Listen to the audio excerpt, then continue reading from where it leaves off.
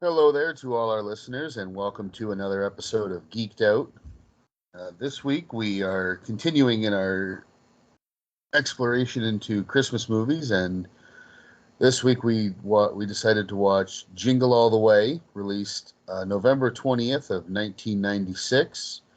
It has a 5.7 out of 10 rating on IMDb and a 20% rating on Rotten Tomatoes with an audience score of 39%, which clearly makes this a rotten film according to their That's bullshit. scales. That's bullshit. The movie stars Arnold Schwarzenegger, Sinbad, Jake Lloyd, Phil Hartman, and Rita Wilson. Um, what what are your first your memories of this movie? When did you see it? How did you like it when you first saw it when it first came out? I'm pretty sure I saw it when it came to like home video. I don't think I saw it in theaters. Um I remember wanting to watch it just because of the trailers. There was a couple scenes in the movie that they used to really hype the movie up, and it definitely hooked me as a kid. And yeah, freaking this definitely holds a special place in my heart.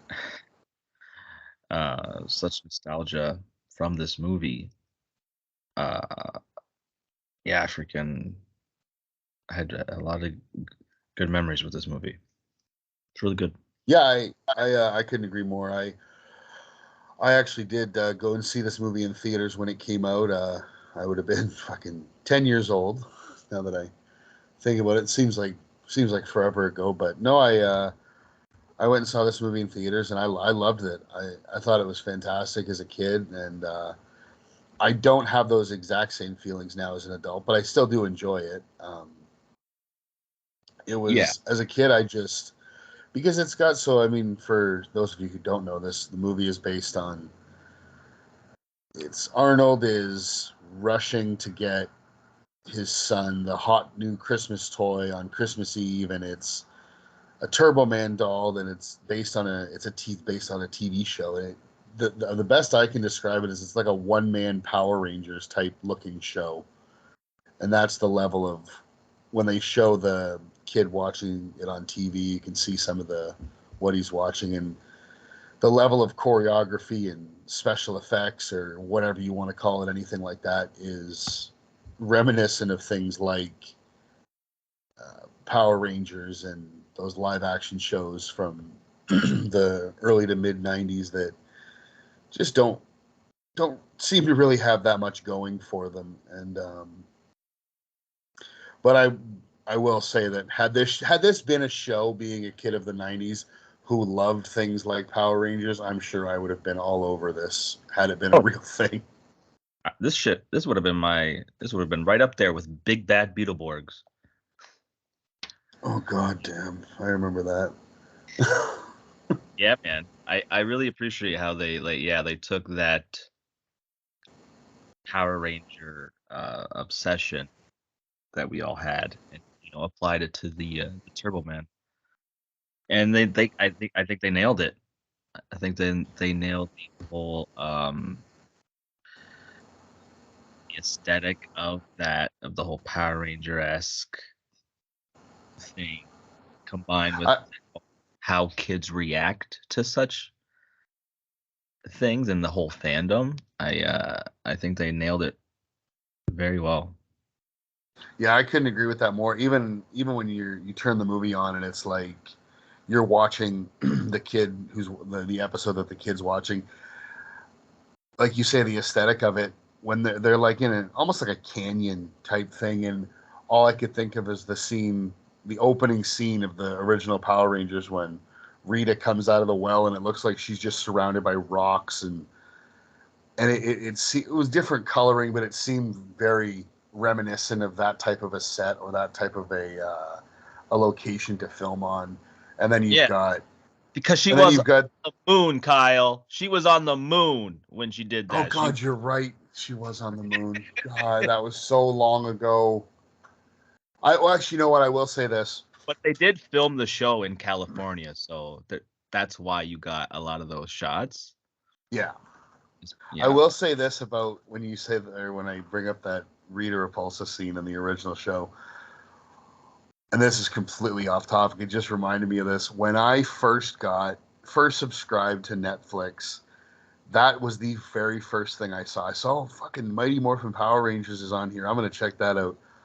Dude, I probably got like 45 seconds in, and I said out loud, how did me and my friends ever watch this garbage? And I turned it off. Exactly.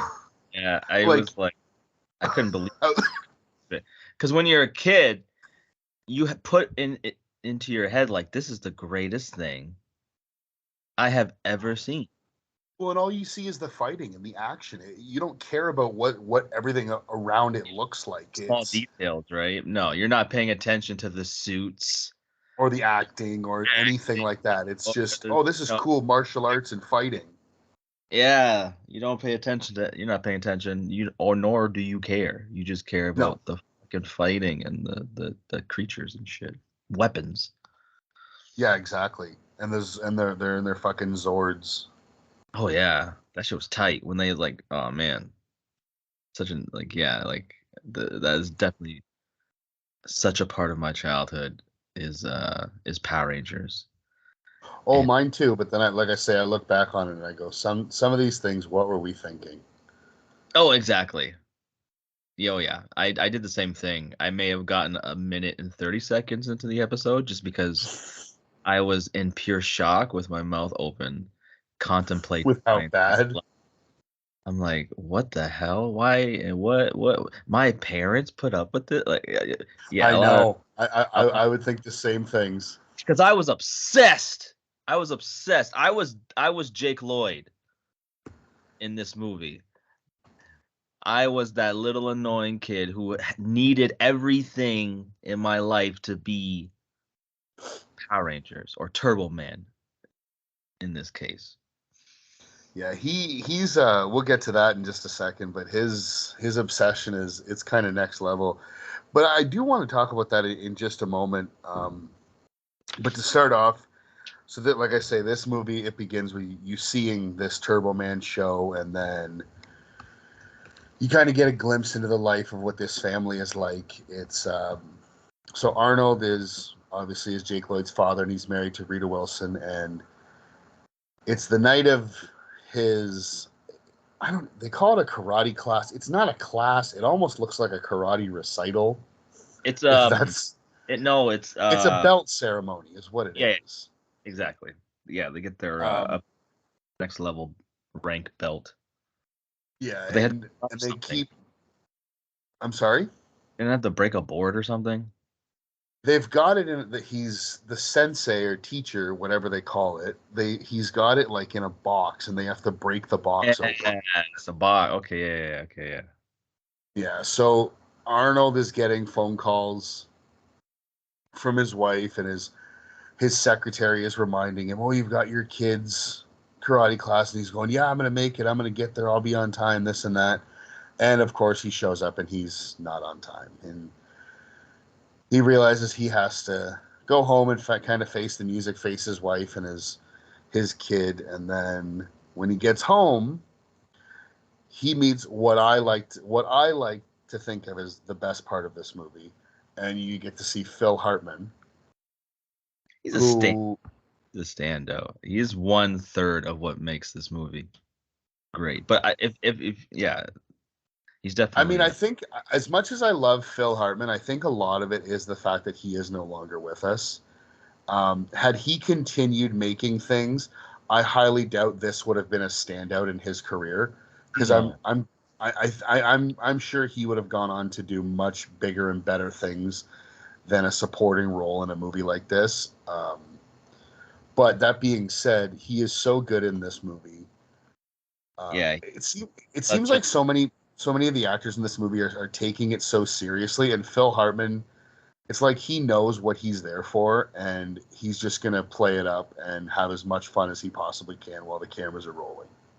well, he's just so damn good at playing a horny ass, recently divorced piece of shit that don't give a fuck, have like no sympathy, and is just hell bent on banging Arnold Schwarzenegger's wife in the movie. Oh, that's his main goal, and it's funny because even when they're at the karate class, you can see that they set it up where he's the guy who all the women in the neighborhood and in the community that they live in are kind of lusting after. Like the one woman is, oh, thank you for fixing this, and she baked him cookies. And another woman, I need you to come over and fix this, and it's said in a very innuendo, like a sexual overtone way.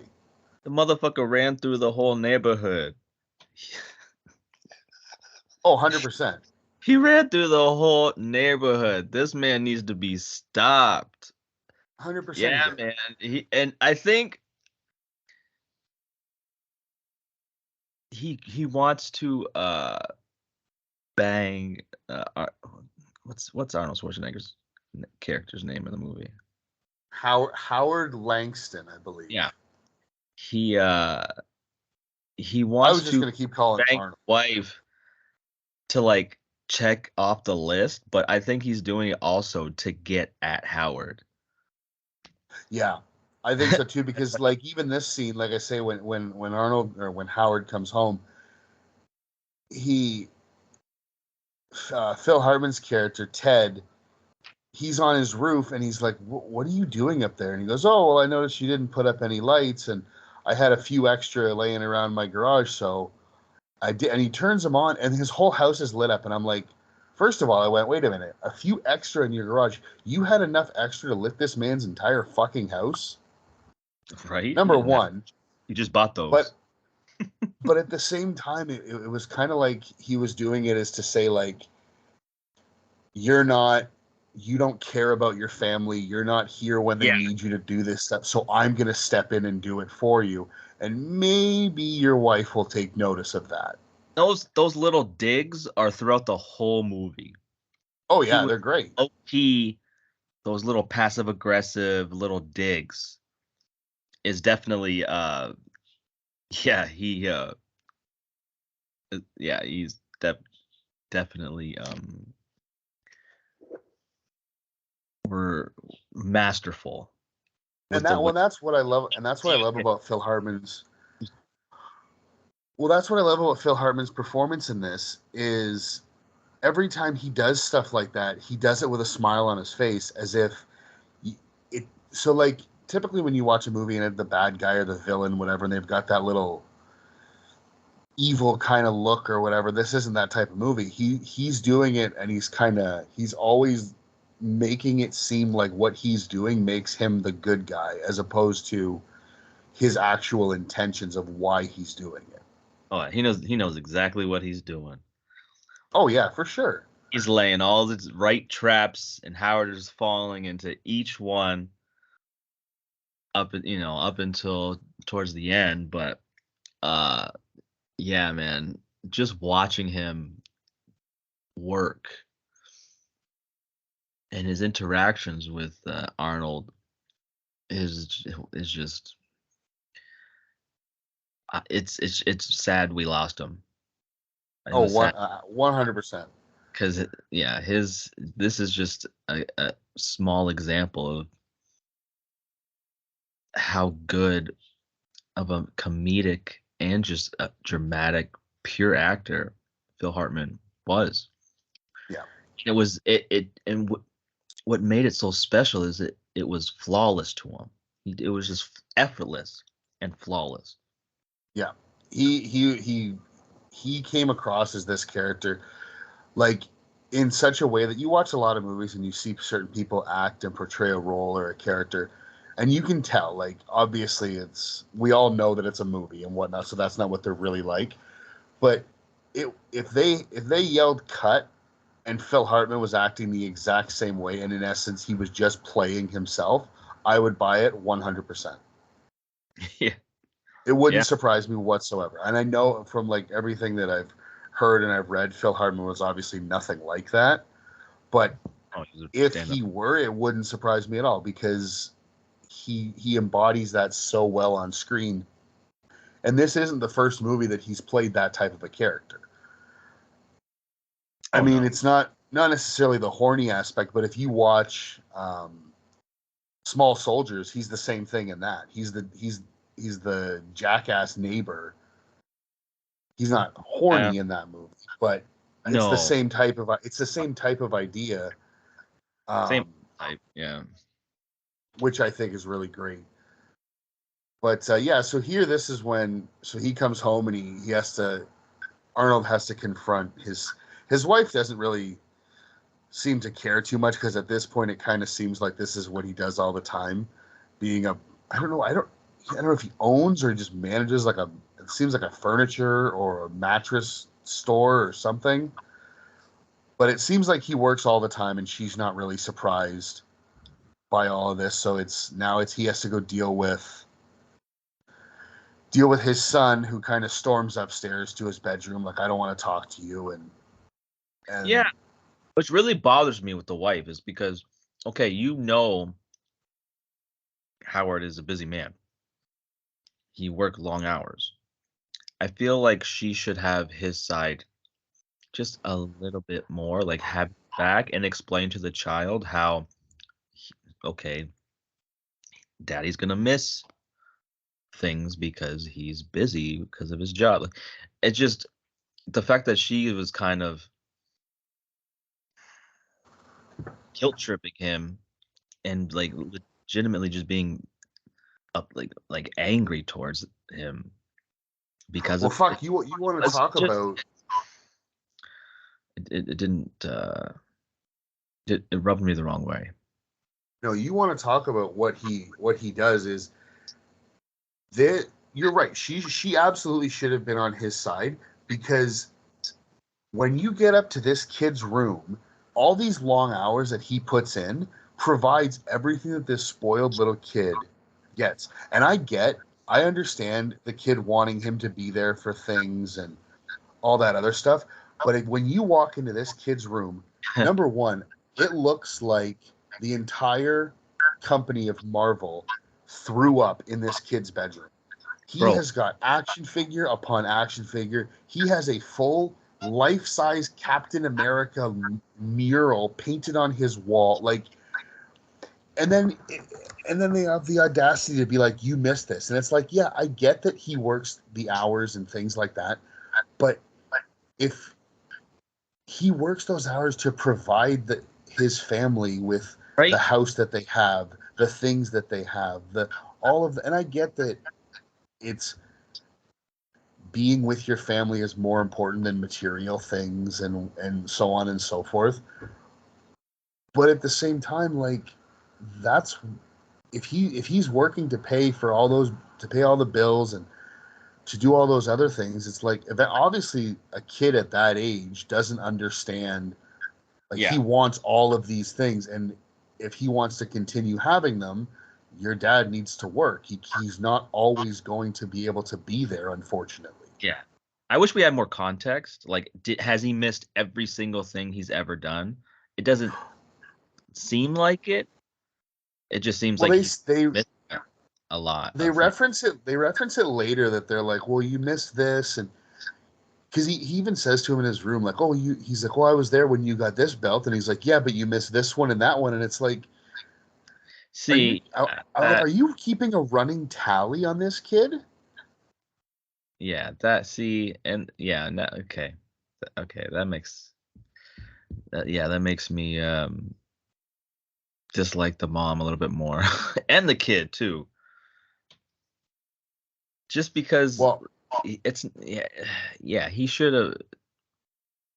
The mom, I guess, the mom. It all stems to the mom should have had Howard's back from jump and explained to the 100%. Kid, so the kid isn't so upset and understands.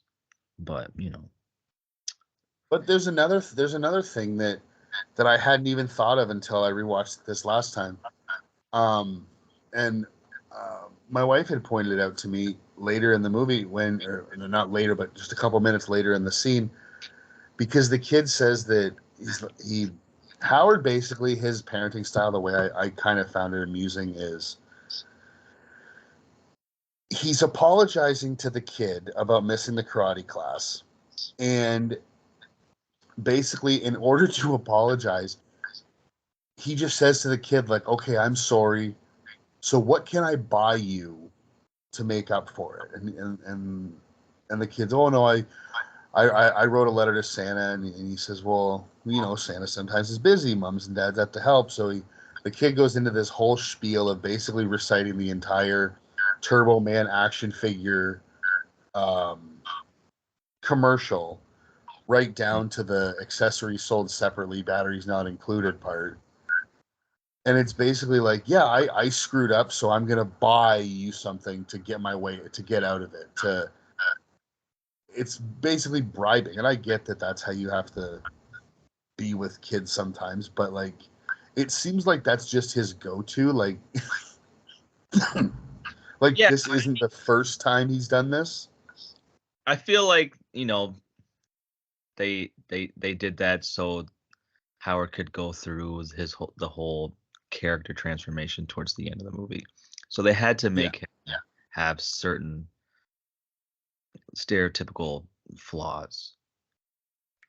But his parenting style is just buy whatever buy the love. Just buy the love.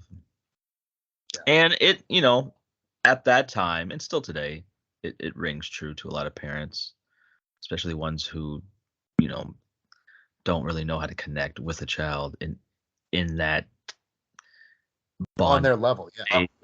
With that doesn't require buying them stuff. Yeah. So, but yeah. I you definitely they kind of let the viewers know early on that that's the type of father he is. Yeah.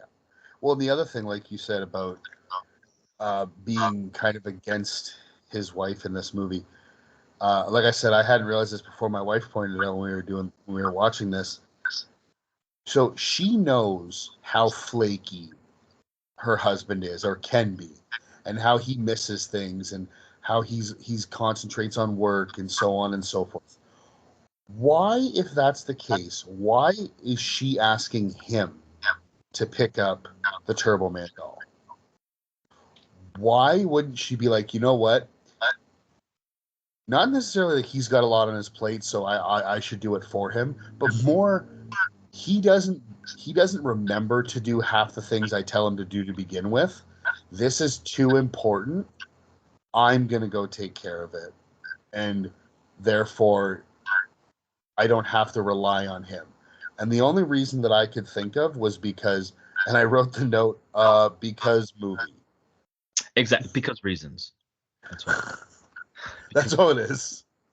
Because in the real world, the wife would have gotten the goddamn toy because she knows her husband. Yeah, that's exactly it. Especially, this is another one of those things where it's like, I can't see this. I can't see this movie happening nowadays because of things like Amazon and eBay and things like that. Because, and I the other thing I can't understand is, if she had asked him to do this 2, 3, 4 weeks ago, whatever, how are you not checking in to be like, you got it, right? Until literally 2 days before Christmas. Or like the night before Christmas Eve, you're like, you got the doll, right? It's like, you didn't think to ask this to make sure, like, a couple days after you asked him? Yeah, there'd be constant reminders. Especially, I would think. Yeah, especially the amount of times, the kid would probably bring up Turbo Man and the toy. It would make her be reminded, which she would remind him, the husband. So yeah, I mean, that is a bit of a, I guess, a hole, or at least something to raise your eyebrow in the plot of this movie. Well, and shit, it seems like this fucking TV show is on 24/7 in this house. It would be a constant reminder. Hell yeah, I'd watch that shit. That shit look interesting, man. If I was a kid, yeah, I would have ate that up. So yeah, Oh yeah. it's definitely a constant reminder. It would have been just impossible to not be brought up. No, it only happens because, like we said, because movie. Exactly. Which is, yeah, they should have could have done a better job at that with the right. But it is what it is. So now we come to Christmas Eve morning, and this is where the whole crux of the movie is the actual hunting down, the attempt to hunt down this action figure. And it starts off with, I need to know, how old is Jake Lloyd supposed to be in this movie? Because she asks him where he's going, and he spells DOLL as if this kid doesn't know the basics of how to spell doll. Now, unless this kid is like 6, he should know how. Now, when I watch this movie, I think he's around between 8 and 10. Yeah, that's what I would guess. Now, this could just be me. I think by 8 or 10, most kids can spell doll. I think the director didn't know the intelligent level of a child. I think that's probably part to blame for that one. Yeah, because yeah, that one's kind of yeah, no, definitely something's not right there. Yeah, I'm going, wait a second. Unless this kid is like in grade 1, even grade, like, he should be able to spell. Like, I get it's not like he's saying he's spelling out action figure, which a kid might not catch, but like, it's a fucking 4-letter word. Like, Hey, it doesn't get much easier. I don't want to offend anybody, but the way he's obsessed with Turbo Man, he might be on the spectrum. Who knows? Who Oh, I knows? mean, you know what? The only other thing is that because if you, Look I don't at know it. if you noticed, he's wearing fucking Turbo Man pajamas and he's eating Turbo Man fucking breakfast cereal. So Yeah. he might just be way into his own head, thinking, just imagining Turbo Man as he's eating, and you know what I Man, mean? Like, yeah, it's flooded his brain to the point where his penmanship has gone to shit. it seems like a lot of things with this kid have gone to shit, Uh, except for clearly his karate skills, because he moved up a belt. right? Did you see those little moves that he was doing in the movie? I did, and it kind of made me sad. Hey, I wouldn't want to be in a dark alley with that kid. Those ayats, whew, those are scary, son. Yeah, it's that, if you have that confidence just to make the noise. Right? We'll talk about Three Ninjas one day. Oh, that's happening for sure. It's like my favorite. I think that's my favorite movie of the 90s. It's up there. I thought you were gonna say of Kid Ninjas. I was gonna say there was a few. Yeah, but that would take the top spot for sure. For sure. So we have Arnold going to these toy. He begins to go to the toy stores. He goes to one first, and this is where you get to meet Sinbad. Yeah. Well, first he gets there, and it's one of those things where he's like, "Oh, let us in," and it's store opens at 8 o'clock, and it's 7:58, and he's like, "Just fucking open the door." And then, of course, you're glad to see this guy trampled when he does finally open the door, but. This is where we get to meet Sinbad, and he basically just goes on a rant that is, it might as well just be watching him do stand-up. Yeah. Those parts, for me, he kind of went a little too far. Only because you could tell he was ad-libbing. And yeah, he kind of cranked it to 11 when 10 would have been suffice. It would have been. I think 10 still would have been too much.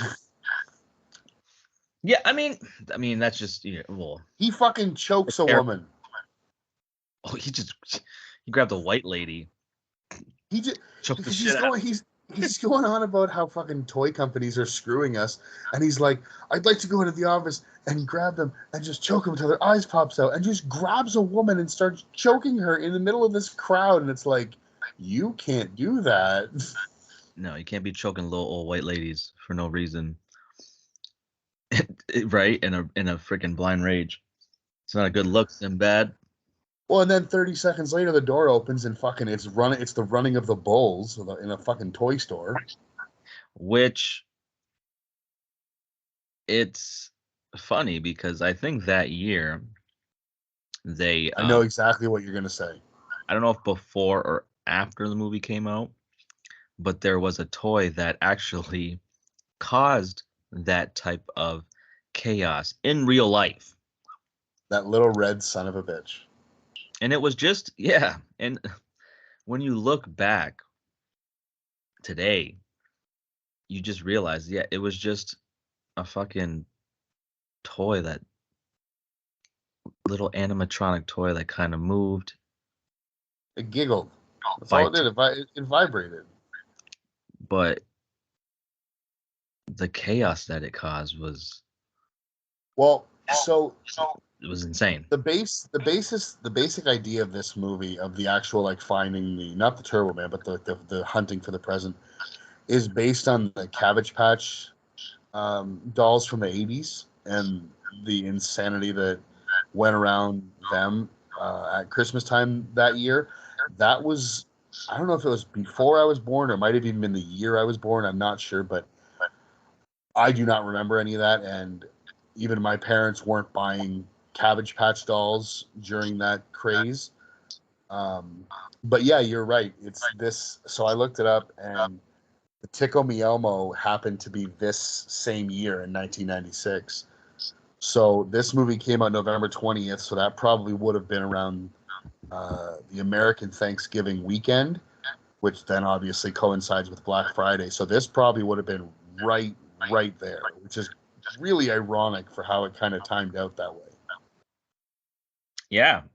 And we ever since then, ever since the movie came out, we're seeing it more and more with a new popular thing every couple years. I think after the Tickle Me Elmo, it was Furbies. Yep. And then after that, it was like gaming consoles. That's still crazy. Yeah, a couple years ago, it was the PS5. It was like good luck trying to find one. Well, and then you had people buying them, or they'd buy 2 or 3 of them and then sell them on second marketplaces like Kijiji or something like that, and they would just mark up the price because they knew that all the stores had none. Oh yeah, and they'd get people to pay $200-300 over list price, and they'd make a killing. Mm-hmm. So yeah, that whole thing still rings true today, which is why this movie, it still holds up. Yeah, the premise of the movie still holds up. There are parts of it that don't, but the premise of this movie in general definitely holds up. The majority of this movie holds up, but there are certain parts of this movie that definitely you cannot talk about or even attempt to bring humor into today. No, not at all. But I did like this when they get into the Turbo Man section in the toy store, and the salesman that they ask is Chris Parnell, who I'm a big fan of, and they basically just say, we're looking for a Turbo Man doll, and he just full on laughs in their face, and then brings another coworker, and he brings some customers, and everybody is just pointing and laughing at these guys like, where have you been? This is the hottest selling toy, and you guys are waiting till the last minute. Good fucking luck.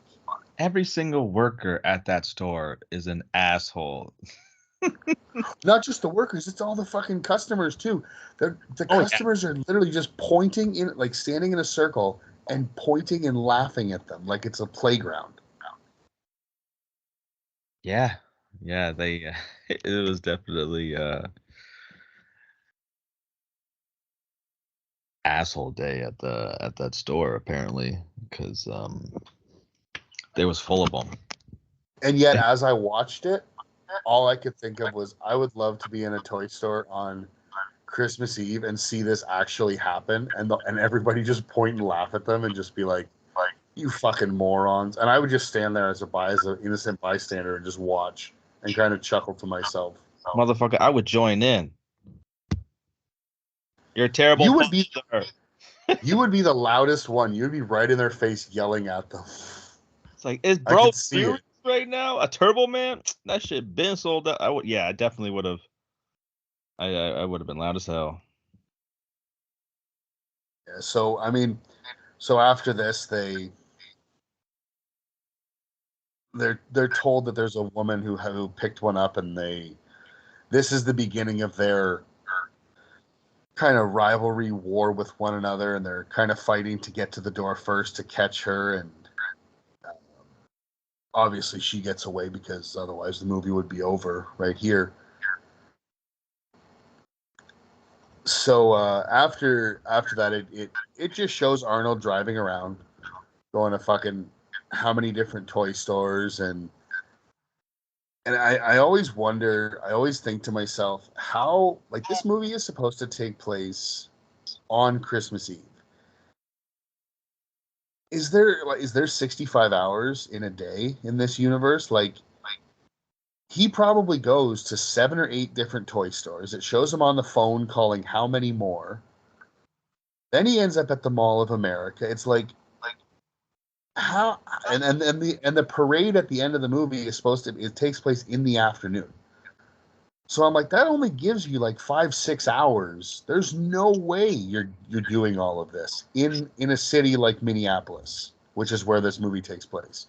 There is no way that you're doing all of this in one day. No, I never thought about that. No, definitely not. Yeah, that parade wasn't at night. That shit was in the afternoon. No, it's probably started like 2, There's 2, no 3 way o'clock. there's no way he could have done all the things he did in that day and it'd still be daylight at that parade. It's I like never when you thought- watch it's like well, it's like when you watch Ferris Bueller's Day Off. It's like there's no way you guys had enough time to do all the shit that you did today. And it's the same thing here. It's like I don't understand the blatant disrespect is the wrong word, but abandonment of continuity.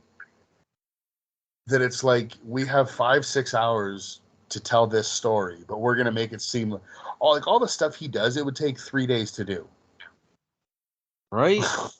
At least like 2 days, man. Like, Because I'm willing to bet these toy stores aren't next door to one another. So he's driving across the city multiple times, I'm sure. yeah, and one of the busiest days when it comes Of to the year, yeah. traffic of the year. So yeah, no, that definitely. I guess there's another hole there, but something I didn't really think about till now. Yeah, you're absolutely right. Well, this leads into one of my favorite parts of the movie when he calls home, and before that, Phil Hartman comes over, and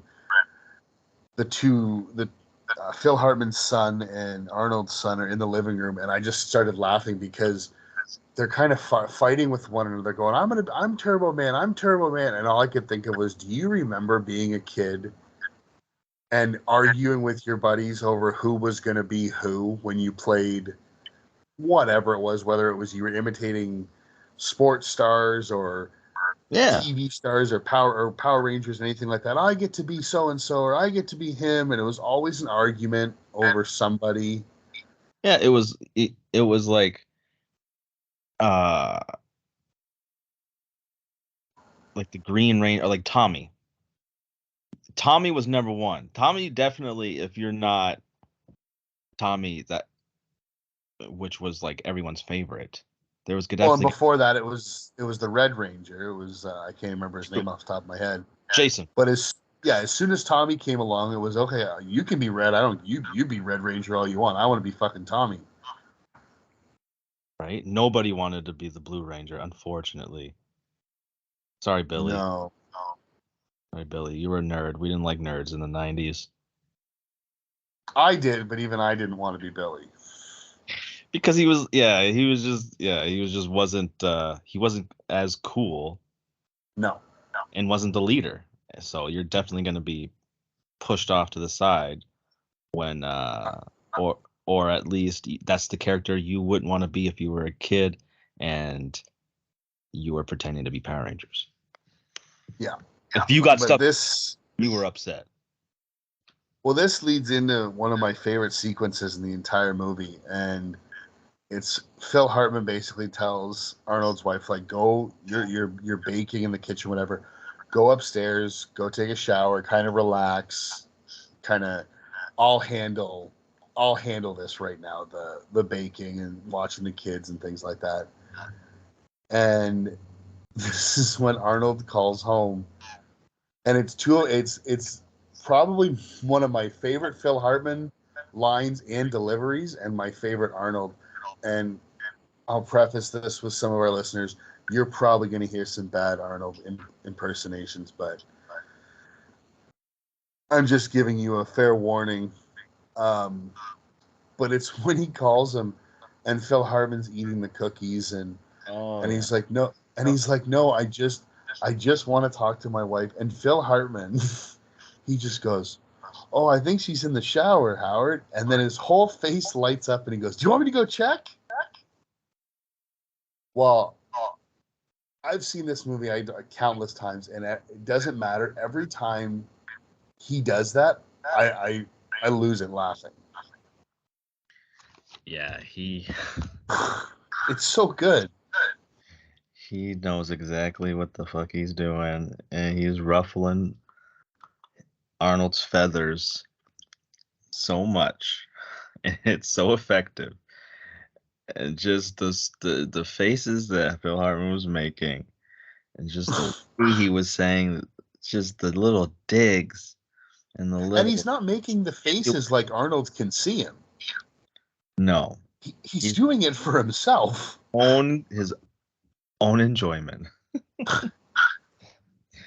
And I'm here for it, man. Oh, 100%. Oh yeah, that's one of the most, yeah, and the that line that you're about to butcher with your put that cookie down now. It's one of the Arnold's top 5 quotes of all time. I'm sure he probably still hears that when walking down the street. Oh, I would say it 100%. I would say that over. That's the one you're gonna say. You're not gonna. That's the line. It wouldn't be get to the chopper. It wouldn't be none of that. It would probably be put that cookie down. Yeah. Because you know what? Think about it. And it's not that I don't love things like Predator and Commando and all that other stuff. I grew up in the 90s. My introduction to Arnold was this and Kindergarten Cop.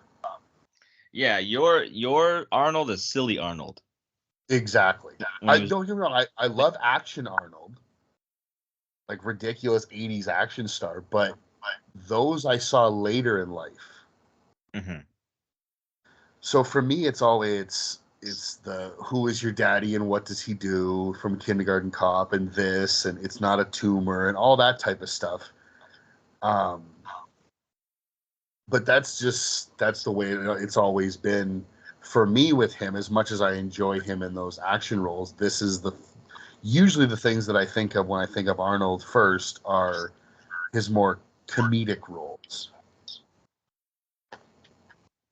Yeah. No, I definitely would be there too, but my father is a action junkie. So I grew up with the Commandos and the Terminators and Total Recall. Oh, such a good Yeah. See, my dad is a comedy guy. Okay. So yeah, that makes sense. So that's why I was watching movies at fucking 11, 12 years old, like Animal House and Caddyshack and Blazing Saddles, movies that I had no right to watch at that age. No. but it has also informed me on the way I look at comedy and what things that I find funny now was informed a lot on with those types of movies that he showed me at those ages. Hmm. Yeah, and most of like the real adult jokes probably flew over your head as a kid at the time too, until you Oh, like 100%. watch them through adult eyes. So, but yeah, 100%. yeah, I get why you weren't introduced or at least grew up on Action Arnold. Yeah. But no, Yeah, so after sorry, go ahead. I appreciate Arnold in this movie because he's not trying to be funny. It's just the times that he is funny, it works. But Yeah. he does make a lot of funny faces for no reason, Yes, he which does. which is funny. It doesn't. It's not cringy or unnecessary. It worked for the movie. It didn't. He played it straight with like a touch of comedic charm, I guess. He was just a Yeah, father to get his son the hot toy. he wasn't, like you said, he wasn't trying to be funny. It just kind of came naturally to the way his character behaves. Yeah, the situations that he put himself into. Well, speaking of situations, they end up at fucking Mall of America for there's this late delivery and they're gonna draw these bouncy balls and whatnot, and this leads to him almost assaulting a child. But before that, we get Sinbad maces Arnold, and then Arnold yells that he got two or whatever, and he gets not, and Sinbad gets tackled, and the ball gets taken away, and he starts yelling Rodney King. Now in 1996, I was 10 years old. I had no idea what that meant because I don't know many 10-year-olds who like to watch the news or things like that. So I wasn't up on current events or things like that. But looking back on it now, to me, it's a little odd to have that line in a kid's holiday comedy. Yeah, I mean, it was the 90s, so you could still get away with doing those type of jokes to where it was for, I guess, for adults or That was probably for the parents who were sitting through the movie because their kids wanted to see it. exactly.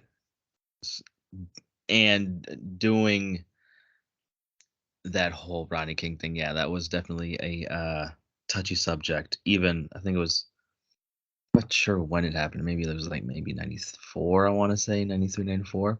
I think it was 94. It wasn't No, too long from that. it was So either 92 fresh. or 94. Yeah, it was early 90s. So it was still kind of fresh.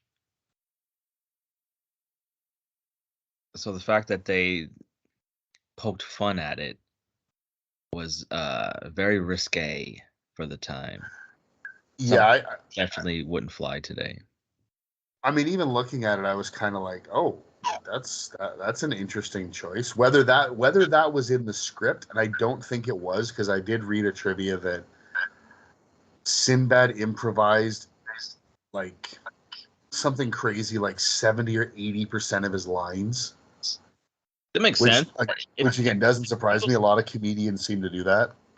It feels like that because he goes on a lot of rants in this movie. Yeah, So it's that's just the director just let him go, and they just kept whatever was the best. and sometimes it works. Sometimes, like you said, it's a little over the top or it's a little too much. Yeah, a little overboard. So yeah, after this scene, it leads to him almost assaulting a child in a playground type play place thing. He did assault him. Didn't he grab the thing out of his mouth and he squeeze the child's fucking face? That was a girl. That was a little girl. Yeah. Just But squeeze yes, with his Arnold bodybuilding strength. Squeezed. he could have popped that kid's head right off. Right? And that what bothers me about this movie. Nobody acknowledges that Arnold is goddamn Arnold Schwarzenegger with muscles. They all look at him like he's just a normal, mild-mannered person. When he's Oh no, there's one person who notices it. okay. And I will get to that later. But it's another great line delivery that I really enjoy. Yeah. Yeah. But after he assaults this kid and he's beat by these women with their purses and rolls of wrapping paper and things like that, we get to meet Jim Belushi as Santa Claus and Mickey from Seinfeld as his elf, who tell him that they can get him a Turbo Man doll, and then they show a picture of Mickey holding the doll with the today's newspaper like it's a fucking mafia hostage picture. And they're like, yeah, we can get you this, don't worry about it. And then you get to enter the world of the underground con man Santa Claus, Mrs. Claus, like called scam artist clubhouse. This whole warehouse, holy shit, there's like 300 of them, all in Santa suits, and they're just peddling discounted isn't the word, like cheap knockoffs of toys. Yeah, and including this Turbo Man. Yeah. Yeah. And like I guess because the doll that he gets, Howard, from them is like a Spanish version. Sort of peddling like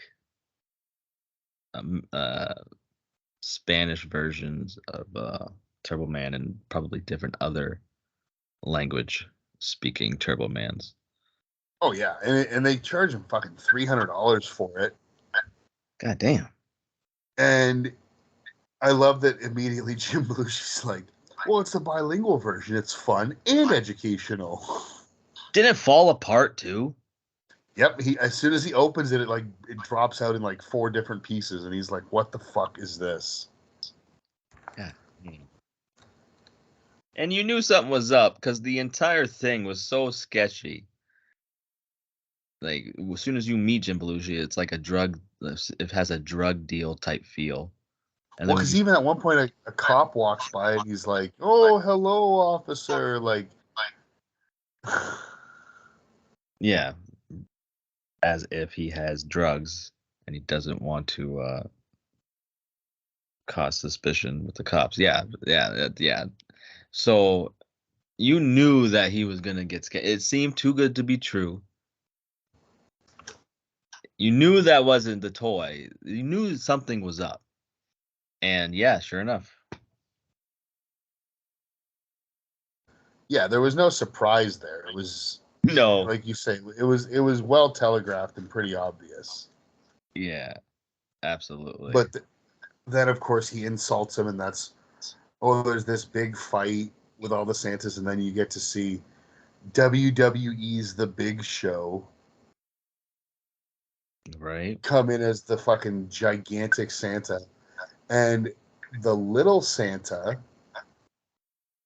the little person who plays Santa, the one that he ends up that's on Arnold's shoulders that he punches across the entire warehouse, was actually played by Vern Troyer. Yep. R.I.P. Probably in that time. At that time, not a surprise because he was one of the more prolific little people actors, and he was a great one at that. Yeah.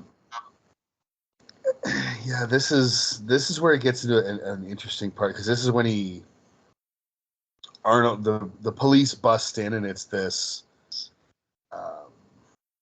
like a raid that they're performing on this place, and Arnold gets out of there by using a fake toy police badge, which, I'm sorry, I know it's a kid's movie, but even as a 10-year-old kid, I went, this would never work. That shit looked plastic as fuck. And I was at a distance from the screen, like the way the camera was. You could tell even from the way that shit was fake. And it's funny. The badge is barely holding on to that. Yeah. And the cop that he, I guess, was talking to, this is the cop that, he runs into throughout the whole movie. It's that trope that they apply to this movie where he always runs into this guy. I think this is the guy he runs into at the very beginning of the movie.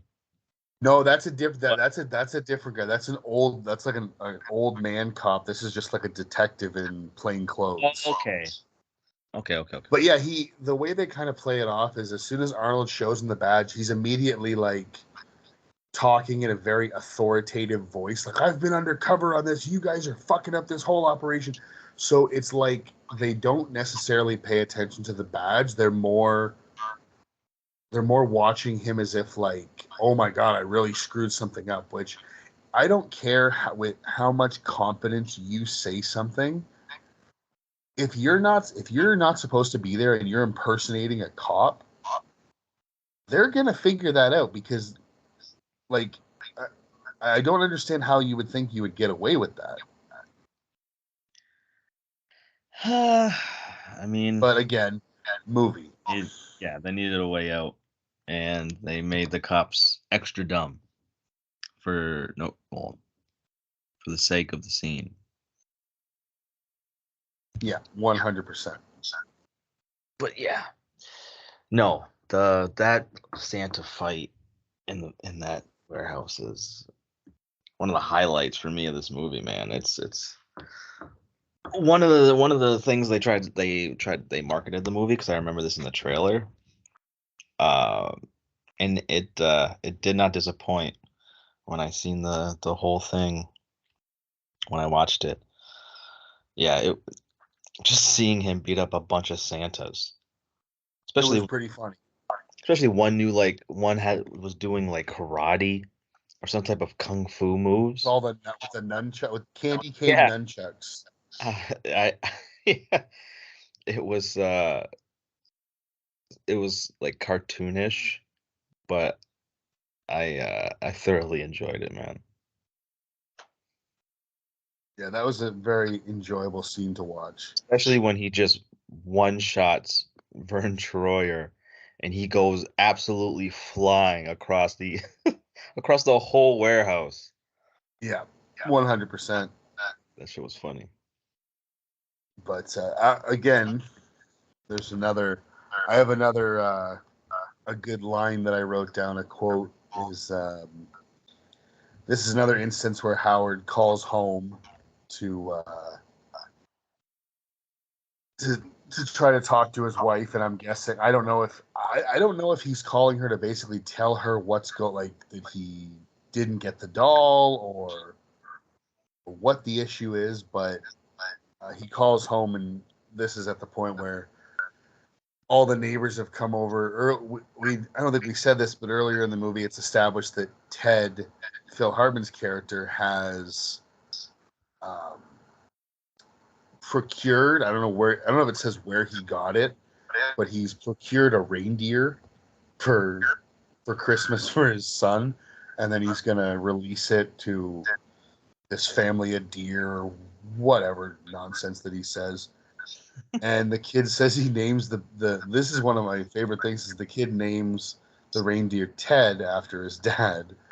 So when Arnold calls home, his son answers the phone and he says, "Just please put your mother on. I need to talk to your mother." And he says, "Oh, you can't. She's next door petting Ted." Oh. And it's Arnold's reaction of, "What?" I don't know why, but it kills me every time I watch it. Yeah. No, that's it's good. I forgot that the reindeer was named Ted. Oh yeah, I named him Ted after my dad. And then the kid says to Jake Lloyd, the kid's like, "Oh, your dad does all these cool things," and he goes, "Yeah, he didn't before until my parents got divorced." And immediately the kid goes, oh, maybe your parents divorced. Maybe your parents should get divorced. It did wonders for my dad. I'm like, oh, good Lord, you're using divorce jokes now? Yeah, because I guess at that time it was becoming more of Prevalent? yeah, it was definitely becoming more of a thing. So apparently the person who wrote this movie likes to, you know, make jokes of pretty crazy things that happened in during that time.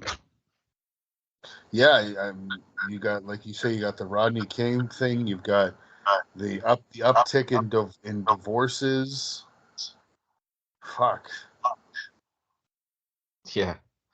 All in a kids movie too, which is Well, and then right after this, you get to see Arnold. Arnold sees his son Jake Lloyd as a fucking mailman drinking whiskey. yeah.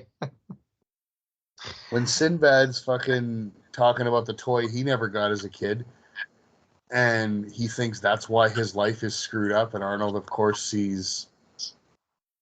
um, sees Jake Lloyd dressed in full mailman gear, and he's fucking drinking a bottle of whiskey and making that face we all make when you take a shot. And oh yeah, it's like, are you kidding me? This is a little much. But Yeah, I mean that's just what his fear is, you know. Parents have crazy, unrealistic fears. So I get that aspect, but yeah, that it was a bit over the top making him drink a bottle of alcohol. I mean, Yeah. obviously it wasn't alcohol, but That still. little mailman's outfit. Yeah, that was funny. But I guess yeah, it let us know what Howard thinks his actions will cause. Yeah, apparently if you don't get that one hot Christmas toy, your whole life is ruined. Hmm.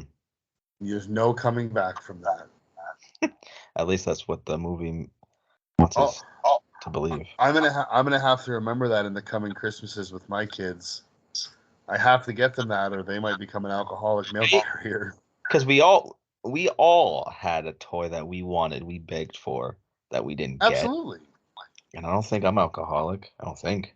Last time I checked, I don't think I'm. Nope. Not here. But yeah, but sure, that's what Howard believes. I guess I'm just gonna go. Sure. I guess it's one of those un unreal fears, but so sorry. So now we go to when they get they hear the radio contest about if you can name Santa's reindeer, you can get a doll, and they realize that the radio station is just a couple blocks away. So him and Sinbad decide they're going to run there and end up fucking breaking and entering into this fucking radio booth to realize that all the guy has is a gift certificate, which they end up taking anyways. And this is probably, I would say, at this point in the movie, the third or fourth fireable offense that Sinbad commits. Yeah. He reaches into his mailbag, pulls out a package, and says that he's got a bomb. Another. Yep. Another touchy subject during that time. Yeah, so we're at what? Rodney King, the uptick in divorce, the Unabomber, And also postal workers. postal. Yeah, like Oh. kids on screen drinking alcohol. Hmm. And then we're not even we're about halfway or three-quarters of the way into the movie. Yeah, it's a little ridiculous, but obviously this thing doesn't turn out to be a bomb. And then, as they're leaving, they're confronted by a group of cops, and this is where you get the old guy who had pulled them over earlier in the movie. And Sinbad pulls the same fucking gag where he pulls out a box and he says, "Oh, yep, I've got a bomb," and they both end up getting away because of it. And sure enough, that fucking thing blows up. And this police officer ends up looking like Wile E. Coyote with all the soot on his face and his hair all blown out. And Which his team should have been fucking dead, man. Even if the team's not, he should be in pieces. He was holding the thing. Yeah. But when that happens, when you realize that, yeah, it made him into this cartoonish black ash all over himself and it didn't hurt him, you realize, yeah, this whole movie, you have to look at it through a lens of this is almost like a cartoon. Yeah, because it like you say, it's beyond unrealistic. And I'm pretty sure it blows up and he has one of those things where, like you see in cartoons, where he just looks up, almost like his eyes are rolling, and then he just falls backwards like he's fainting. Yeah, I think that's exactly what happened. And that's straight out of a Looney Tunes cartoon. yeah, it was super cartoonish. But yeah, man, the fact that they made light and made jokes about the whole bombing situation. Yeah. It doesn't hold up, nor you could ever get away with something like that in a kids movie ever again. Ever again. No, there's no way. I mean, they make like when we were watching Gen V, they made an effort before the one episode to say that there was depictions of violence on a school campus before the one episode. So like, there's no way you could make comedic references towards something like the Unabomber. No. Even if you put like a public service announcement at the beginning. Exactly. Not unless you get your shit. So. Yeah. And then this leads into when Arnold finally gets home, fucking breaking and entering into his neighbor's house because he didn't end up getting the doll. So he remembers when Ted told him earlier that he got his son a Turbo Man. And he kind of says to himself, you know what? I couldn't find one. I'm going to steal one. And his idea is to break into his neighbor's house and steal a Christmas gift from an 8-year-old, 9-year-old kid. Yeah. But this whole scene, I am at a loss for words. He's not looking at it at the time. He's just doing it in revenge against Phil Hartman in that moment. Because he's fed up, and what he sees just before he decides to steal the Turbo Man just sent him over the edge. And yeah, he was just seeing red. Oh yeah, because he comes in, he sees him through the window. He's putting the star on his tree. Yeah, so that was the tipping point to which he only saw revenge at that point. That's something I have a question about. I've seen it in many movies. When your Christmas tree at home, do you wait to put the star on until Christmas Eve? Not really. I've seen that in so many movies, and I'm like, is that a thing? Because for me, the tree goes up, the ornaments go on, the star goes on. End of discussion. It doesn't wait until Christmas Eve to go up. That's not a thing that I've ever done or seen in real life. It might be a thing that people used to do way back in the day, and then maybe some families still kind of do it today, but not the average family. Yeah, I didn't think so. We didn't. That shit went right up with all the other ornaments.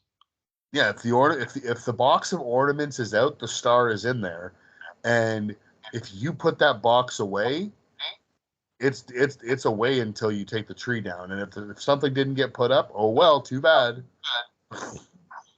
it'll go up next year. Exactly, because it's now put in storage or in the closet or the crawl space or whatever, and we're not dragging it out to add things. Yeah. No, yeah, that part I always questioned, but I just figured it was their family thing. Yeah. And this of course is the scene where he, like you say, he breaks in. He's gonna steal the thing, and then he starts to kind of regret it. But I forget how he does it, but he somehow knocks over one of his life-size three wise men, three kings, whatever you want to call it, statues, and its head goes in the fire and sets off the smoke alarm, and he kicks the head out the front window and the whole deal. And then his wife discovers that he was going to steal the toy from the neighbor to give to their son, and this is kind of her breaking point. Doesn't like the reindeer chase him through the house? That happens after. Oh, okay. And then he fucking cold cocks the reindeer and knocks him out. Yeah. He wanted that shit was Like the reindeer is running full tilt at him, and he just hits him with a hook. he was like Arnold got angry, and then he realized he had Arnold muscles, and and that was the moment that the reindeer realized he fucked up. He got one shotted. That shit was funny. Well, but this is the line I was talking about when you said everybody views Arnold as this mild-mannered, meek type of person. When his wife realizes what he was doing, she basically says to him, like, we're going to go to the parade. I don't think you should join us. And she asks Ted if he would be willing to drive them. And he goes, absolutely. And after she walks away, he looks right at Arnold and he says, you can't bench press your way out of this one. Oh, yeah. Okay. Which is just another dig that Phil Hartman is so good at delivering. Mm-hmm. But this is a more direct dig, whereas throughout the movie it was kind of subtle and he was kind of beating around the bush, whereas this time it was like, you fucked this up and I'm going to capitalize on what you did. Yep. Now is Ted's time to shine. Yeah. Phil definitely knew that he was gonna fuck up some way, and He was waiting. Yep. He crept right behind. It slipped right past him, just like the weasel he is in this movie. Oh yeah. So then, after Arnold gets drunk with a reindeer, he ends up at the location of this parade, and this is when he runs into that old cop again and kind of has to run from him. And this brings us to the kind of closing action scene of the movie, which is, I don't know how else to describe it except batshit fucking crazy. Because he ends up in this, he just goes in some random door in an alley, and a guy approaches him, and he just keeps asking him, "Are you him? Are you the guy?" And they finally start. They just look like they're putting something on him, but you can't really tell what it is. I mean, once you kind of think about it for a second, it's pretty obvious that they're putting Arnold in a Turbo Man suit. Yeah, well, the Whatever trailer you want to call it. spoiled it. The trailer spoiled it, so you knew as a kid he was going to be in the suit. Yeah. So, yeah, this. So they put him in this suit, and the guy says to him, like, "Oh, did you get the manual we sent you?" And this and that, and he references the guy who was supposed to be in this show wearing this, that he had some kind of an accident, and then just kind of side off the cuff remark, he goes, he started to show some brain activity, which is really a good sign. At that point, I'd be like, hold up, what? Right? That's you definitely would instantly stop what you were doing and immediately question what that man just said. Well, and then once he gets out and they start the whole thing with him and the villain and the little stage play type thing they're supposed to be doing, you understand why. Because they get out there and you get to see Booger from Revenge of the Nerds playing Booster, who is everybody hates Booster in this movie. It's his hot pink saber-toothed sidekick of Turbo Man. Yeah, that apparently gets zero respect from anybody, adults, children. Everybody hates him. Nobody bought his doll. Throughout the movie, if you pay attention, there are boxes of Booster everywhere.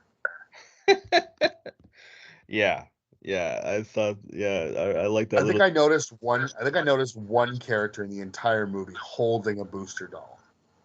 One character, and that was it. Yeah, there has to be one kid who, for some reason, likes Booster, but nobody likes it.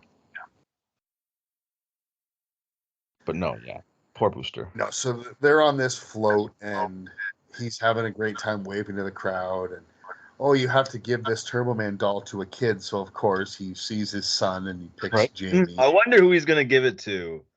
I don't know, yeah, man. that wasn't easy. That wasn't hard to figure out. But so the kid comes up and he gives him the doll, and then the villain shows up, who Sinbad has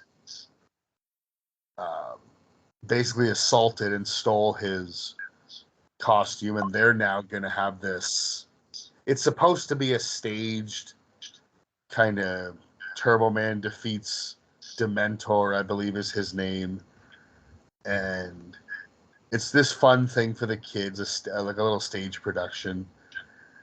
But obviously, all Sinbad's character wants to do is get this doll for his kid.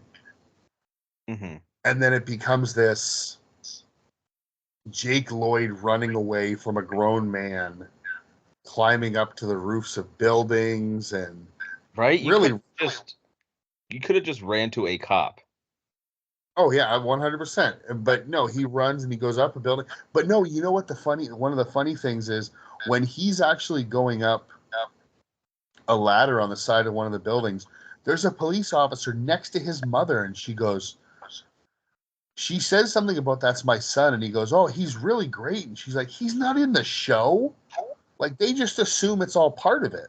Like, they really believe a child would climb up and like there would be no, like, the kid has no harness or nothing. No safety precautions, nothing.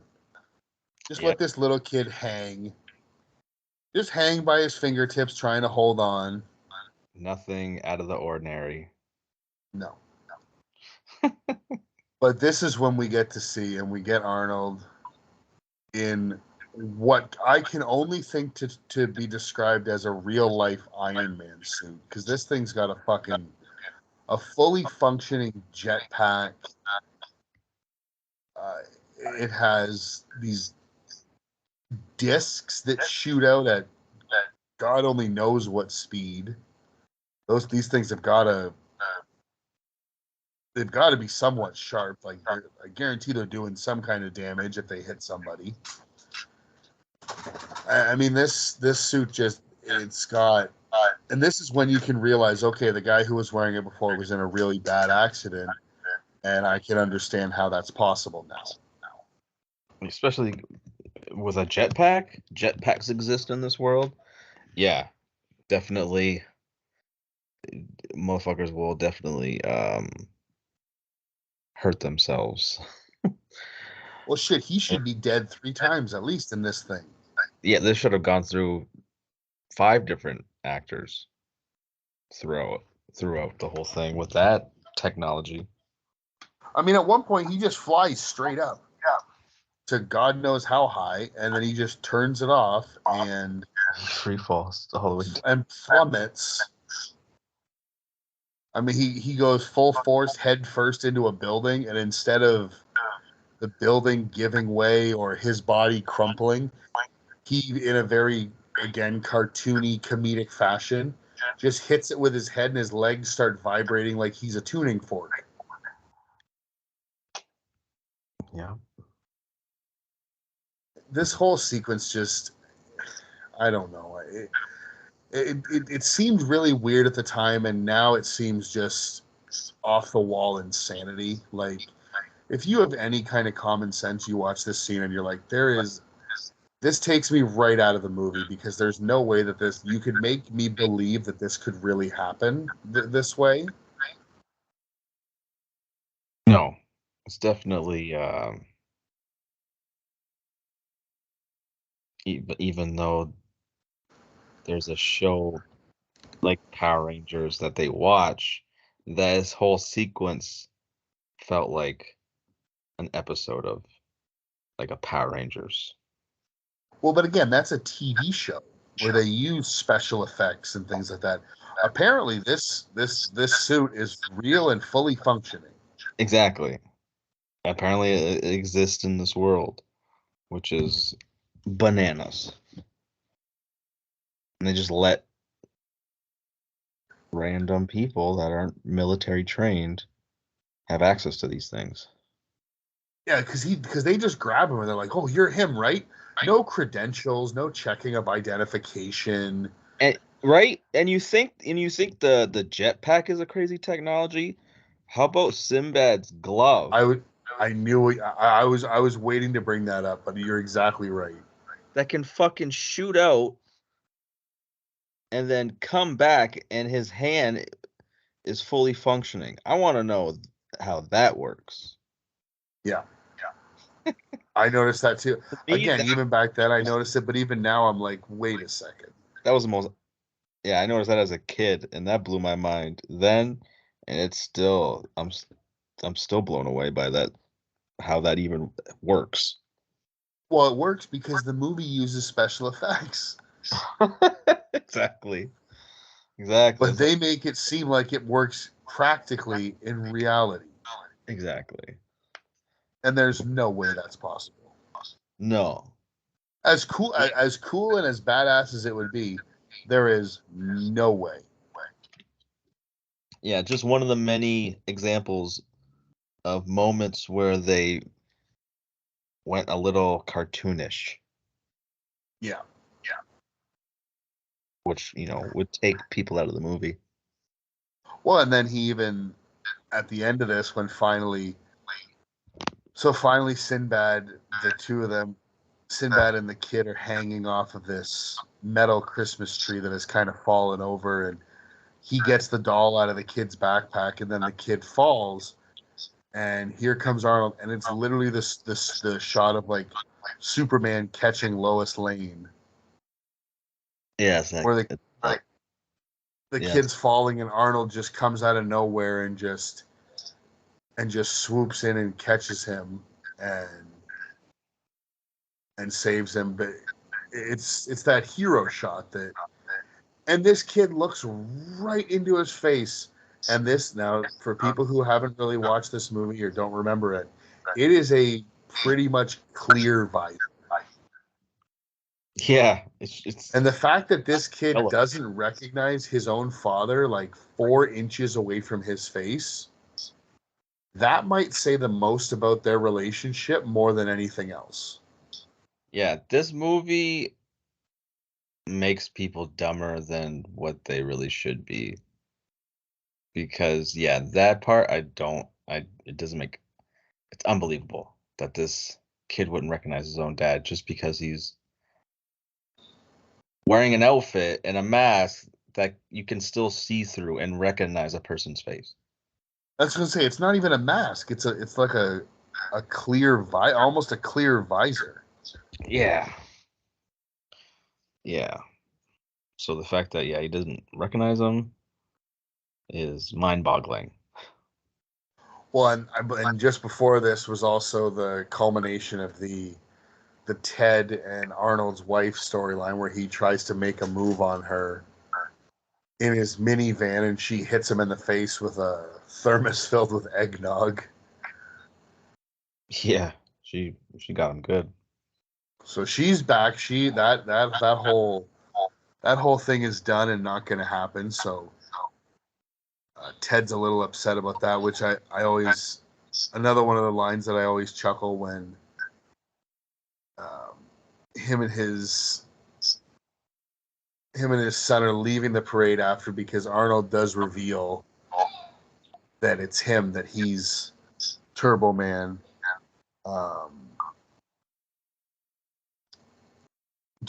He comes up and the kid goes, "Oh, Jamie's dad is Turbo Man," and immediately Phil Hartman's like, "We're leaving. We're getting out of here."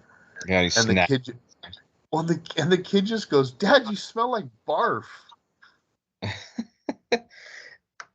I have to bring up. I think what happens right after that scene.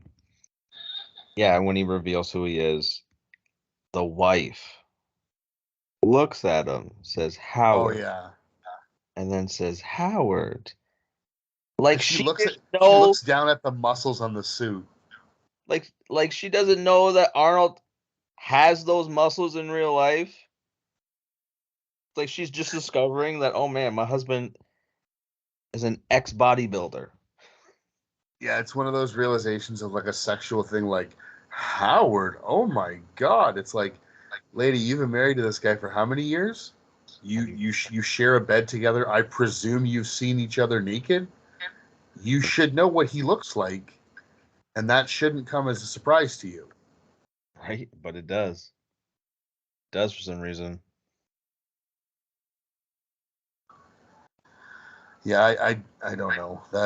That's another thing that I just, okay, sure, why not? And the funniest thing that I at the end of this is when he does reveal himself, and Jamie, he's the good person, and he gives Sinbad the doll as Sinbad's being pulled away in handcuffs. No, And right? No way. No way that kid would have given up that freaking toy. Well, yeah, I oh mean, yes, he would, because as he says, yeah. why do I want this? I got the real Turbo Man at home. That's true. That's true. Okay, okay. I'll give you that one, Jake Lloyd. I'll give you But that one. the funniest part about that is every time I watch this, I'm like, so wait, you more or less hated your father for 90% of this movie. Then he puts on this costume, portrays this character for 10 minutes, and all is forgiven and forgotten. Right? I get that kids have short attention spans, but nobody has that short of an attention span that they would just immediately be like, yeah, okay, cool. Right? So the moral And is all Arnold had to do was just get a Turbo Man costume. yeah, and he could do whatever he wanted. He Yeah. could miss as many karate recitals as he cared to miss. Yep. I think Howard should invest in one of those suits. Well, the funniest thing about that is and it's like, I got the real Turbo Man at home. Every time I watch this movie, I find myself almost like talking to the TV going, kid, he doesn't get to keep that thing. Right? He's gonna be a regular ass dad as soon as he takes that Gonna shit be off. working all day again, and you're not gonna see him, and you're gonna forget all about this, and you're gonna get all pissy again. Yep. Within a couple weeks. I would give it days. Maybe, yeah, with the way he operates, yeah, it might be a couple days. Yeah, because this kid wants for nothing, and he just, I need more. Yeah. So yeah, so that's kind of how that ends. Now I don't. Did you see the? Where did you watch this on? Did you watch this on Disney Plus? Yeah. Yeah. Okay. Did you? I don't know if whether it be this time or have you ever seen before? it's kind of like a mid-credit, post-credit kind of scene. Have you ever seen this, or have you heard about this? Maybe. So basically what it is it's that night, so I'm guessing it's once they're home, it's like Christmas Eve night leading into Christmas morning. And it's Arnold and his wife in their bedroom, and they're kind of getting ready for bed, and she basically says to him, like, that was so great what you did today and this and that. And so apparently she's also forgiven him for forgetting to get their child a Christmas gift, but she's like, that was so great what you did, all this and that and the other thing. And she goes, but now I'm really curious. And he kind of says, like, well, why? What's up? She goes, well, if you're willing to do all that for our son, I can't wait to see what you got me for Christmas. And then, of course, the camera zooms right in on him to that same look that he had when she said the doll would be impossible to find. And it's that jaw open, eyes bug-eyed, like, oh my God, now what? And it's like, you didn't need to do that.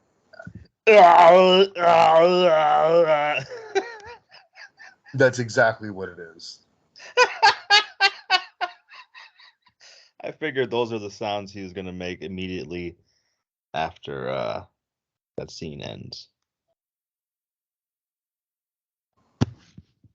Yeah. Yeah, No. I don't know. Like, just let the movie be done when he gives the kid the doll. It's the 90s. You have to have at least one sexual type joke amongst husband and wife.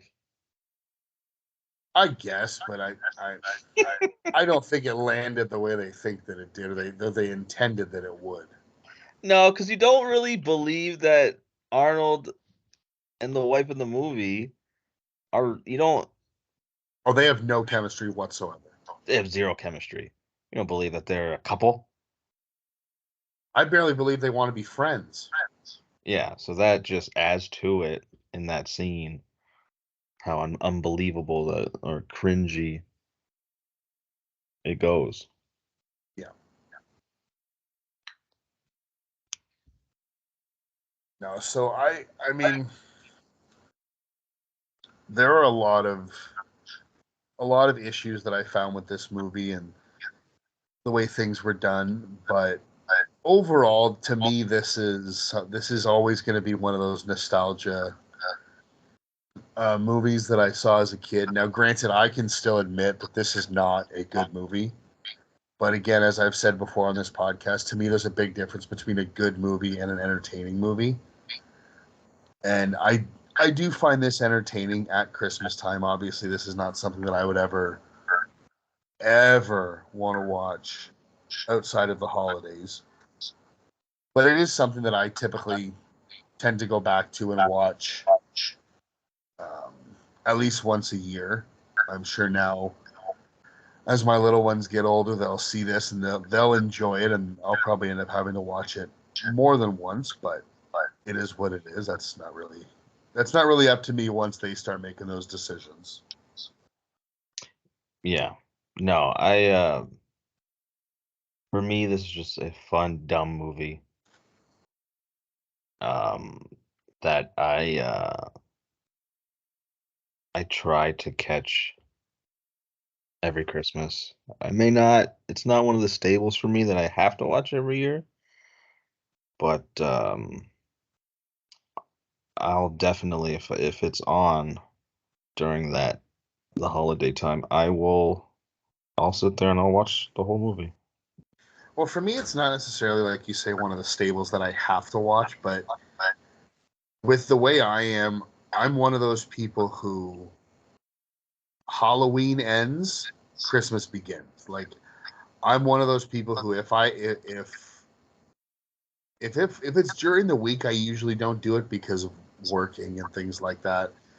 But if November 1st is on a weekend, my tree goes up November 1st. I am one of those people, and hate me if you want, I don't care. That's what I love Christmas. I love the whole time of year, the whole everything about it. So I tend to watch a lot of Christmas movies and Christmas specials and things like that, and end up a lot of times watching some of them more than once. This is not one that I probably watch more than once, but I do watch it every year, I would say, at least. Again, like you say, the way you described it is just a dumb, funny holiday movie is exactly what I would describe this as, because there's very little substance, and it's enjoyable, but it's just kind of meh. It's there. I mean, I enjoy Arnold in it. I don't mind Sinbad. There are parts, like you say, where he goes over the top, or he can be a little much, but again, you get that amazing presence that is Phil Hartman that just makes this movie that much better every time I watch it. And this is where we get to see. So when I was watching this, I kept thinking, there was something in this movie that made George Lucas go, "That's my Anakin Skywalker." I guess. I don't know what it was. Now, okay, I will say this: as bad as Phantom Menace and things like that are, it's not because Jake Lloyd is a horrible actor. I'm not saying he's a great actor or anything like that, but what I'm saying is his character was hurt by what the script said, not the way he delivered it. Now he didn't do great, but I blame the script more than I blame him. And it also really sucks what happened to him, the way he was kind of bullied about that role and kind of run out of Hollywood and didn't really do much, if any, acting after that movie came out. And seeing him in this movie, there were things that showed that he had the capability of getting better as an actor. He just never got that chance because of the backlash that he faced with the Phantom Menace. Yeah, I don't see him as that good of an actor. I don't know, man. When I see him, I just see a whiny kid that I don't believe the lines that he's delivering. Like I'm not saying he's great, but I'm saying you can see little bits of where he could have gotten better. That's kind of what I'm saying. Yeah. If you see it, okay, that's fine. I personally do not. I don't think I was ever a fan of Jake Lloyd, even when I was a kid watching The Phantom Menace. But that's just my opinion. No, I'm saying that's a perfectly valid opinion. Yeah, and that's how I feel. I've been paying attention recently at just kid actors, and if you really pay attention, most of them are just not that good. No, because they're not experienced enough yet. Exactly. But as soon as you said you see a whiny kid, I went, oh, maybe that's what he saw. Because Anakin is very whiny, as everybody who's seen those prequels knows. Yeah. Yeah, that's whiny ass Anakin. Yeah, maybe that is the reason why. I wouldn't doubt it, now that you say that. But this, I mean, like I say, so overall, I would have to give this somewhat of a recommend to people to watch this if they haven't seen it. And if you haven't seen it, I'd be very surprised, because I'm pretty sure this was widely seen by quite a lot of people. It actually, I didn't realize this until I was kind of doing a little bit of research on this movie. It had a sequel that came out in 2014 starring Larry the Cable Guy. Yeah, as soon as you said sequel, that, I guess I remember the cover of the sequel, but my brain blocked it up until you just mentioned that the sequel existed. But yeah. Well, It's something I have never seen, and I probably won't ever see. No, no, I don't see myself watching that either. And I mean, I was looking at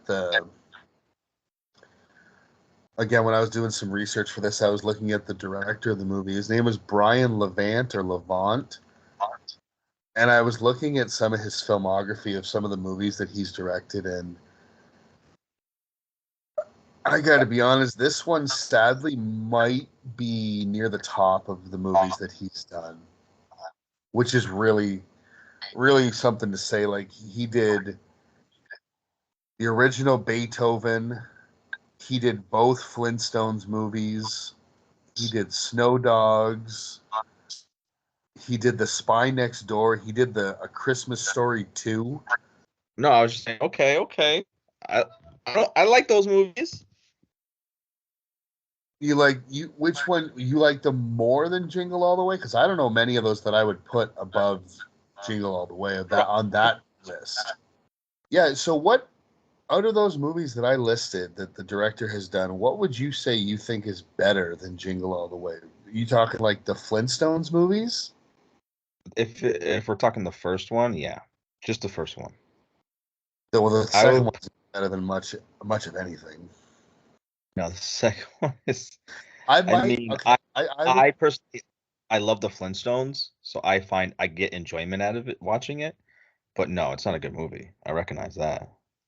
No, I don't know if I'd say it's better than this, but I would say it's on par with this. It's in the same tier. Yeah, but if he The second directed the one, no. Flintstones, if he directed the first Flintstones, that would be the one I would put above it because I absolutely loved that first Flintstones. And I remember I being enjoyed it. I don't know if I'd say love, but I did enjoy that first one when I saw it as a kid. I yeah, haven't watched well, it in probably yeah. 15, 20 years. My personal love of Flintstones definitely adds to it. So yeah, I have a personal bias against that movie. Well, I mean, also the fact that it's John Goodman and Rick Moranis. Yeah, That doesn't hurt things. perfect casting in my opinion. And it's not the second one where they recast Rick Moranis with fucking Stephen Baldwin. And he acted And like he was like high. He was like Stephen high. Baldwin. Stephen Baldwin always seems to act like he's high. Have you ever seen Biodome?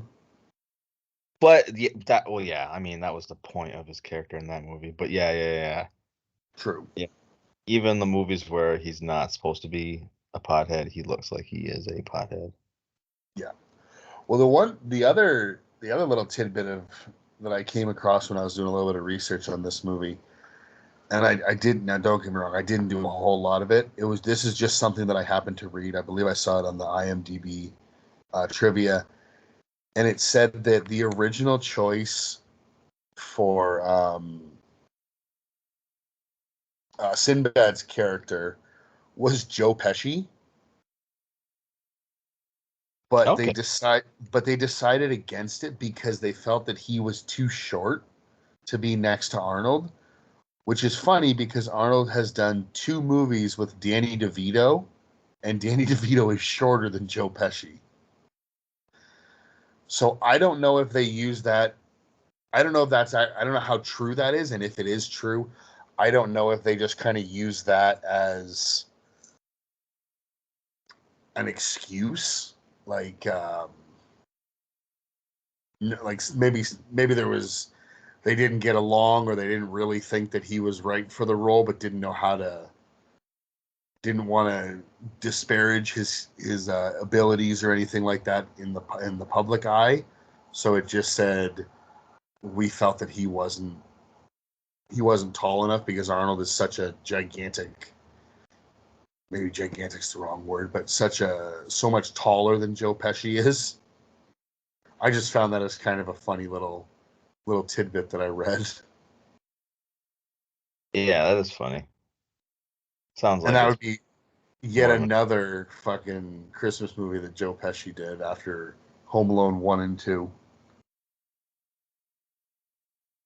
exactly.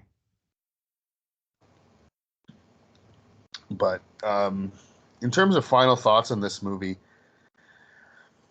like I said before, I think I could recommend it to somebody as a very soft recommend. I wouldn't say that you have to see it or anything like that. I'd say, you know what, if it's that time of year and you got nothing else to watch, this movie's got a few laughs that you might enjoy, but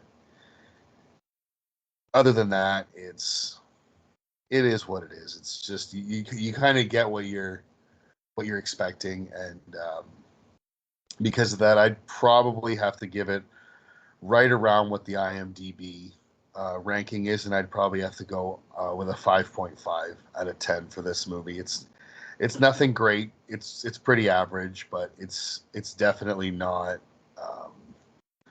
a horrible movie.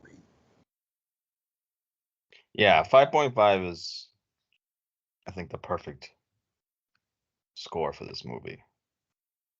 It's enjoyable enough to where you won't lose your mind watching it, but you're definitely it's definitely not one of the classics, all-time classics. No, not even close. But Isn't it funny though that the best thing you can say about a movie is it's not terrible? yeah, unfortunately, that description fits a hell of a lot of movies. Yeah, that's very true. But doesn't mean it's bad. I would recommend it. But yeah, I wouldn't. It's not one of those movies I tell people they have to watch if I find out that they had never seen it. No, it would be more one of those, oh, I'm kind of surprised. But I Yeah, wouldn't be like, you have to go home and buy it or rent it or whatever today. It would be like, oh, if you get a chance, check it out. If not, you're not really missing. It's not going to change your life or anything like that. yeah, 5.5 is definitely fitting for this movie. Yeah. Well, so that's going to wrap it up for us here.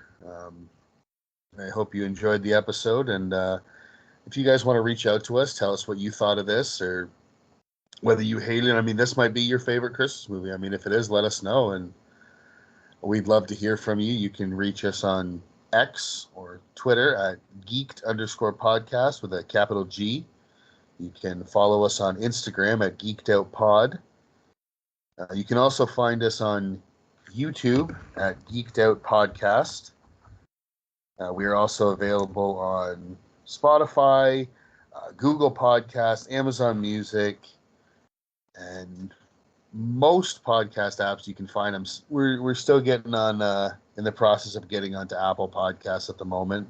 Or you can always shoot us an email at geekedoutpod@gmail.com. So, like I said, that's going to bring it to the end of this episode, and hope that you'll join us next week as we finish off our Christmas episodes. As we're gonna watch the third movie in the classic trilogy, Friday After Next, and I haven't watched that movie since last year, and it was a few years since I had seen it before that, so I'm really looking forward to revisiting that one. Oh yeah, it's one of my favorites. I've seen it so many times. I don't even need to watch it every year. I've seen it when it first came out. I was watching it on repeat. Yeah, no, I'm very excited to rewatch that movie and kind of watch it with a bit more of a critical eye this time, because before it was more just watch Ice Cube and Mike Epps make me laugh, and now I'm still, don't get me wrong, I'm still going to do that, but I'm looking forward to really getting into that movie and paying a lot more attention to it. But yeah, so thanks again for everyone for listening. Thanks for listening. Thanks for subscribing. Have a good one and take care. Peace.